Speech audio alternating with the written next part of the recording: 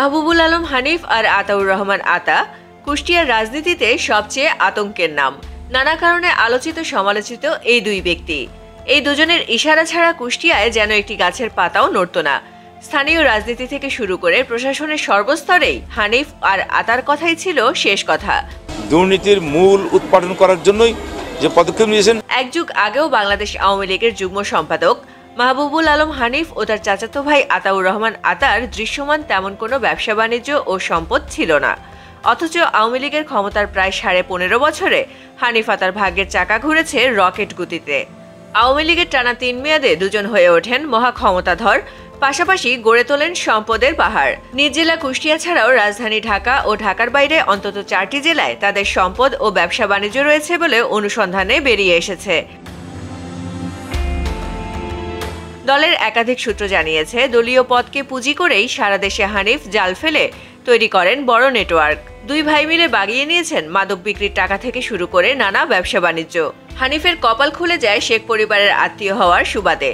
দলের পদপদবি দেওয়ার নামে যেমন অর্থ বাণিজ্য করেছেন, তেমনি নানা তদবির, টেন্ডার বাণিজ্য, বড় বড় কাজ বাগিয়ে নেওয়ার মাধ্যমে হাতিয়ে নিয়েছেন শত কোটি টাকা। এইসব টাকার বড় অংশ পাচার করেছেন কানাডা সহ কয়েকটি দেশে। সূত্র জানিয়েছে, হানিফ স্ত্রী ফৌজিয়া আলমের নামে কোনো কিছু না কিনলেও কানাডায় বসবাসরত ভাই ও বোনের নামে সম্পদ করেছেন। এর মধ্যে হানিফের টাকায় সেদেশে একটি গ্যাস স্টেশন করেছেন তার ভাই। এছাড়া বাড়ি আছে বোন ও ভাইয়ের নামে। বোনের স্বামীও হানিফের টাকায় নানা ব্যবসা বাণিজ্য করেন বলে জানা গেছে।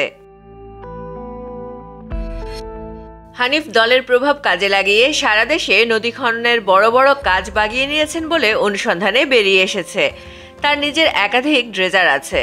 হানিফের সময় কুষ্টিয়ায় বেশ কয়েকটি বড় প্রকল্পের কাজ হয়েছে। এর মধ্যে কুষ্টিয়া মেডিকেল কলেজ ও হাসপাতাল প্রকল্প, কুষ্টিয়া শহর 4 লেন সড়ক প্রশস্তকরণ, কুষ্টিয়া বাইপাস সড়ক নির্মাণ, শেখ রাসেল কুষ্টিয়া হরিপুর সেতু নির্মাণ, মুজিবনগর সমন্বিত উন্নয়ন প্রকল্প। সবকটি প্রকল্প থেকেই কোটি কোটি টাকা হাতিয়েছেন হানিফ। সর্বশেষ কুষ্টিয়ার মিরপুর ও ভেড়ামারায় পদ্মা নদী শাসনের জন্য 1470 কোটি টাকার একটি প্রকল্প পাশ হয়। জানা যায়, এই একটি প্রকল্প থেকেই শত কোটি টাকা হাতিয়ে নেন হানিফ। কুষ্টিয়া মেডিকেলে যন্ত্রপাতি সরবরাহ করে হানিফের পছন্দের প্রতিষ্ঠান। কুষ্টিয়ার সব ঠিকাদারি কাজ, হাট ঘাটের ইজারা, সরকারি বেসরকারি অফিস আদালতে নিয়োগ, পদ্মা ও গড়াই নদীর বালুমহাল থেকে শুরু করে রেজিস্ট্রি অফিস, পাসপোর্ট ও বিআরটিএ অফিস ছাড়াও সব ক্ষেত্র থেকে হানিফের হয়ে কমিশন আদায় করতেন আতা। স্থানীয় আওয়ামী লীগ নেতাদের মতে, হানিফ আতা এই দুই ভাইয়ের কারণে কুষ্টিয়ার রাজনীতি ধ্বংস হয়ে গেছে। একক আধিপত্য বিস্তার করে আওয়ামী লীগের আদর্শ থেকে তারা বিচ্যুত হয়েছিল। তাদের বিরুদ্ধে এতদিন কারো টু শব্দ করার সাহস ছিল না।